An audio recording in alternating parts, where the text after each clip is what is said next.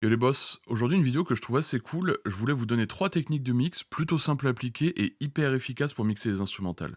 J'essaie de plus en plus de rendre mon approche du mixage simple et efficace. Ici on va voir comment donner du groove, du punch et de la largeur, vraiment simplement. Mais avant de passer à la vidéo à proprement parler, j'aimerais vous parler d'un truc. J'ai enfin terminé mon site, ça a pris pas mal de temps, mais maintenant tout est au propre, avec des descriptions claires pour les presets et les formations. Donc on peut voir, tac, il y a tous les presets, voir les produits, tac, on a plein de trucs, on a des vidéos explicatives à chaque fois, comme ça ce sera beaucoup plus clair, parce que souvent on me posait des questions, effectivement mes anciennes descriptions n'étaient pas claires du tout, et comme ça tout est clair. J'ai aussi mis une petite page de description pour ceux qui voudraient en connaître davantage sur mon parcours, où j'explique un peu comment j'ai commencé, ce que je faisais avant, comment j'en suis arrivé où j'en suis.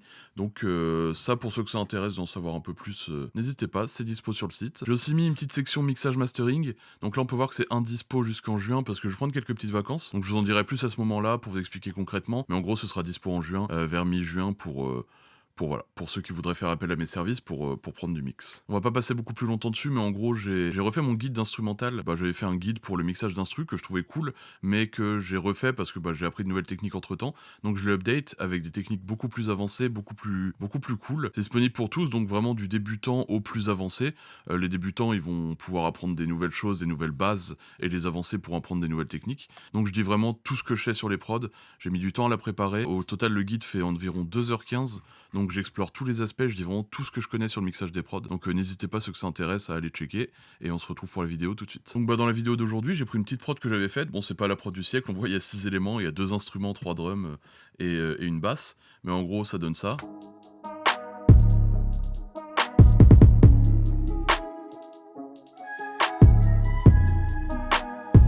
On est sur un truc assez basique, mais quand quelqu'un pose bien dessus, c'est assez intéressant comme prod. C'est vraiment une prod, un peu flex, un peu retard, mais que je trouve assez cool. Le premier tips dont j'aimerais vous parler, c'est ce qui concerne les claps. Souvent, il y a des claps qui sont soit trop forts, soit mous, soit ils ont pas assez d'impact, soit ils sont un peu weak, soit machin. Ici, je vais vous montrer une petite technique que je trouve assez cool.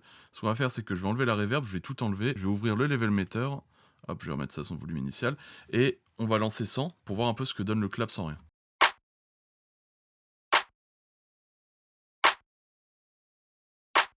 Il est assez cool, mais ce que je voudrais vous montrer aujourd'hui, c'est la saturation sur des claps. Ici, j'ai pris un One Knob saturateur de Softube, donc qui est un plugin gratuit qui est trop efficace. J'ai laissé en mode neutral. En gros, il y a des types de saturation où on peut conserver les basses fréquences, où on peut plutôt aller plus en haut. Ici, je suis allé plutôt neutre parce que je vais vouloir charger le médium pour que ça ait beaucoup d'impact. Je vais vous montrer juste après une technique pour améliorer ça encore. Mais en gros, si on le fait sans, ça fait ça.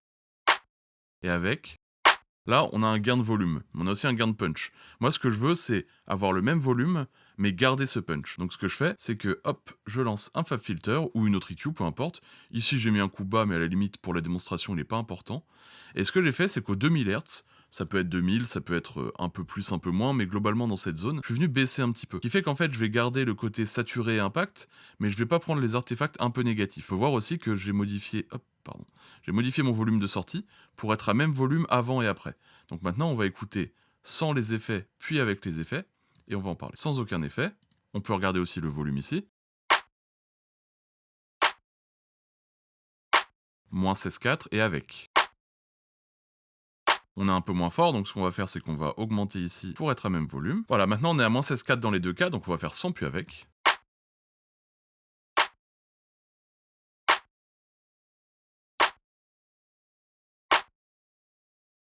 Ça peut paraître pas mal subtil, mais en fait, sans gagner de volume à proprement parler, on a gagné en volume de perception. Parce qu'en fait, on est venu rajouter des harmoniques avec la saturation, qui fait que le signal va se densifier, mais comme on est venu gérer un petit peu après, on est redescendu en volume, et en fait, on va avoir quelque chose qui n'est pas réellement plus fort, mais qui sonne plus fort. Et ça, c'est intéressant, parce que ça permet de donner du punch, de gagner en volume, sans avoir de gros pics qu'il va falloir probablement compresser, ou qu'il va falloir limiter par la suite. Donc ça permet d'avoir un volume de perception plus élevé, en gardant le même volume initial. Donc on réécoute sans puis avec, sur le premier. On entend, ça a changé aussi de timbre. Ça s'est légèrement saturé, ça s'est un peu ouvert, ça... On a l'impression que le clap est un peu plus long. On fait sans puis avec.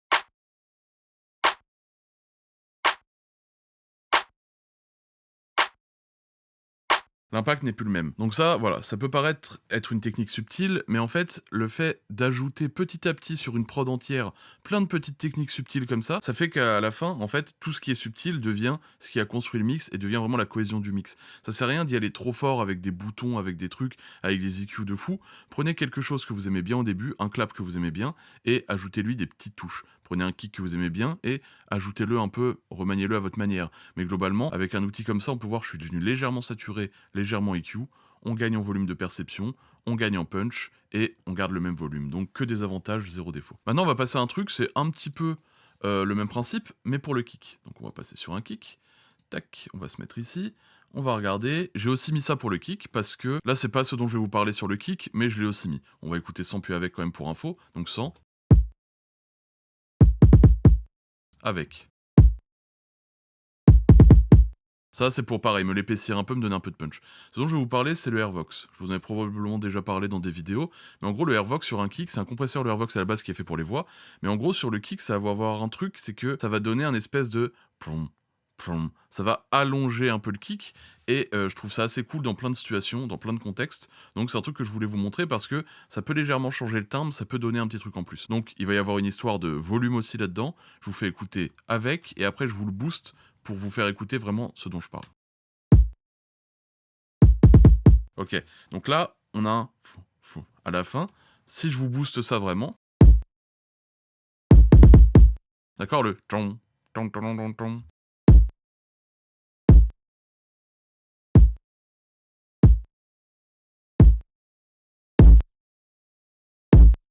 D'ailleurs, il y a un clic sur mon kick, quelque chose qu'il faudra que je corrige si je veux vraiment mixer la prod. À la fin, on entend un clic. Ça, faudra que je corrige, je vais voir s'il est aussi sur les autres.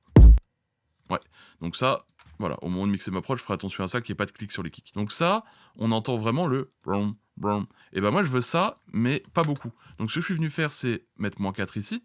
-4, ça peut être plus, ça peut être moins. C'est le taux de compression que j'avais besoin de lui appliquer. Et je suis venu mettre -5 en gain. Ce qui veut dire qu'encore une fois, on va pas forcément gagner de volume, mais on va gagner ce petit brown, brown, ce petit timbre qui me plaît bien. On va écouter sans puis avec.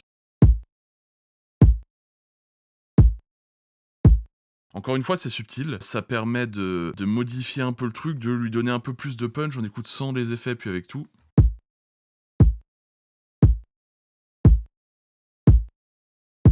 Voilà, c'est plus parlant quand il y a les 2 à la suite, parce que, bah, on va gagner quand même un côté pas mal plus profond, quoi, dans l'ensemble.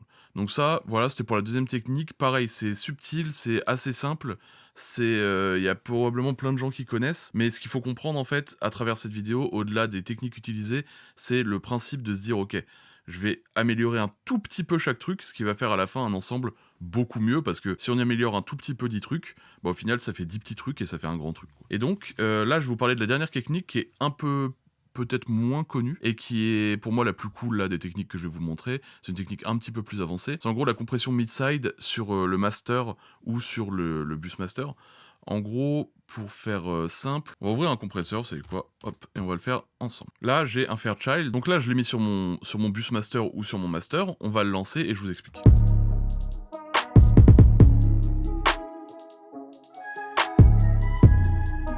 D'accord? Là, on peut voir que, en gros, quand mon kick joue, ma basse joue, eh bien, ça va me compresser d'environ 1 dB. Ça veut dire que, globalement, ça va me réduire le volume au moment où ça joue. Moi, ce que j'aime bien faire quand je suis en mastering ou en mix, c'est de prendre un compresseur comme ça et de le mettre en mid-side. En fait, il suffit d'activer le bouton lat vert quand c'est sur celui-ci. Sur d'autres, c'est écrit mid-side ou MS. Donc, en gros, eh bah, ce que ça fait, c'est que on a une section qui va compresser le mid, donc ce qui a vraiment centré, et une section qui va compresser le side, donc qui est sur les côtés. Moi, ce que j'aime faire, c'est garder les mêmes réglages, mais passer en mid-side. Ce qui veut dire que quand ma basse va jouer, ça va compresser le centre.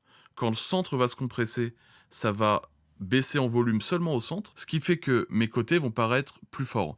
Donc ça va m'élargir mon mix naturellement, sans avoir besoin de passer par des imageurs, juste en compressant un peu le centre. On écoute sans puis avec, et vous allez voir que c'est quand même assez parlant. Concentrez-vous bien sur... Je vais d'abord vous mettre les instruments tout seul.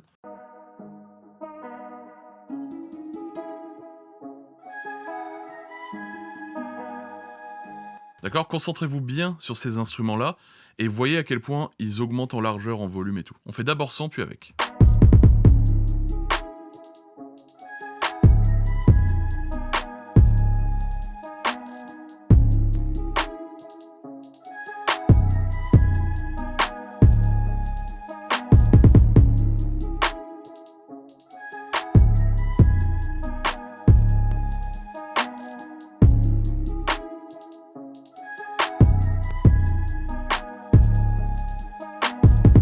D'accord, ça s'entend beaucoup sur la flûte, sur la deuxième partie de la flûte quand j'ai ajouté pile à ce moment-là, on voit que ça a quand même pris pas mal en volume.